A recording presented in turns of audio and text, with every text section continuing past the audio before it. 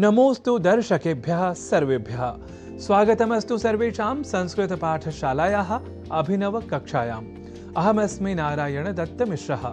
संस्कृत पाठशाला की कक्षा में आज पुनः शब्दों के शुद्ध उच्चारण और शुद्ध लेखन की श्रृंखला को लेकर मैं हूं आप सभी के समक्ष उपस्थित। क्योंकि आप जानते ही हैं कि संस्कृत के संस्कृतत्व की रक्षा हेतु शुद्ध उच्चारण और लेखन होते हैं अनिवार्य। इसलिए ही इन दिनों आप न केवल शब्दों के शुद्ध स्वरूप के लेखन और पाठन से हो रहे हैं परिचित, बल्कि कुछ वाक्यों के अभ्यास के साथ भी आप उन शब्दों के संप्रत्यय को कर रहे हैं दृढ़। आपको याद होगा कि हमने आपको पहले ही शुद्धता और अशुद्धता के कई उदाहरणों के क्रम में स्तोत्र को स्त्रोत या स्रोत के रूप में लिखने और पढ़े जाने की प्रवृत्ति के बारे में बताया था। तो स्तोत्र को स्त्रोत या स्रोत के रूप में हम भूल कर भी प्रयोग न करें, इसके लिए कुछ वाक्यों के प्रयोग का हम अभ्यास कर लेते हैं। जैसे महाकवि कालिदास का एक प्रसिद्ध पद्यांश है, स्तोत्रम कस्य न तुष्टये, अर्थात स्तोत्र या स्तुति किसके लिए तुष्टिकारक नहीं होते। दूसरा वाक्य है शिव महिम्न स्तोत्रम अथवा शिव महिम्नः स्तोत्रम शिवस्य महिम्नः वर्णनमयम्, अर्थात शिव महिम्न स्तोत्र या शिव महिम्नः स्तोत्र शिव की महिमा की वर्णन से भरा है। ऐसे ही एक और वाक्य ले लेते हैं, स्तुतिः स्तुतिवचन संघातः वा स्तोत्रम इति उच्यते, अर्थात स्तुति या स्तुति वचनों के समूह को स्तोत्र कहा जाता है। यहां हमने स्तोत्र के उच्चारण और लेखन पर दिया है विशेष अवधान, अर्थात स्तोत्र में अर्ध सकार के बाद त और ओ इन दो अक्षरों का संयोग है और इसके बाद त्र इस संयुक्त अक्षर का।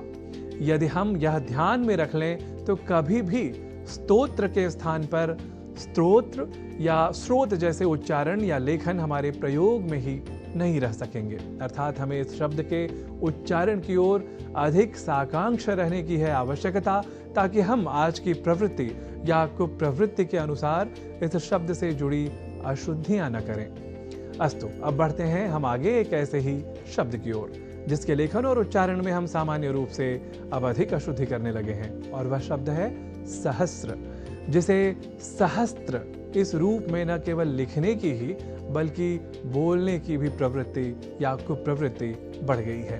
पर हम जब अर्ध सकार के बाद र इस अक्षर का ध्यान रख लें तो सहस्र इस शब्द के प्रयोग में हम अपने आप को अच्छी स्थिति में पाएंगे, अर्थात उसका अशुद्ध उच्चारण नहीं करेंगे।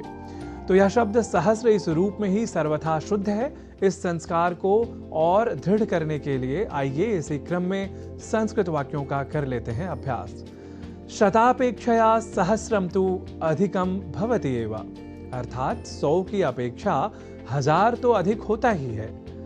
दानक्रमे शतम दीयमानं वा सहस्रम वा इति कः चिन्तयति, अर्थात दान के क्रम में 100 दिए जा रहे हैं या 1000, इसकी चिंता कौन करता है। ऐसे ही अगला वाक्य ले लेते हैं, तत्र सहस्रशः जनाः तस्य सम्मानार्थम उपस्थिताः आसन्, अर्थात वहां हजारों हजार लोग उसके सम्मान के लिए उपस्थित थे। तो आज आपने स्तोत्र और सहस्र इन दो शब्दों के शुद्ध स्वरूप और उनके लेखन तथा उच्चारण के बारे में जाना, और विशेष रूप से कुछ वाक्यों के साथ इन शब्दों के शुद्ध स्वरूप को भी आपने कर लिया है हृदयंगम। हम इसी विश्वास के साथ आज की संस्कृत पाठशाला की कक्षा को करते हैं समाप्त। पुनरपि भवतां संस्कृतानुरागिणां समक्षम एवं विधम अभ्यासक्रमम् आनीय उपस्थापयिष्यामि। तावत् नमो नमः।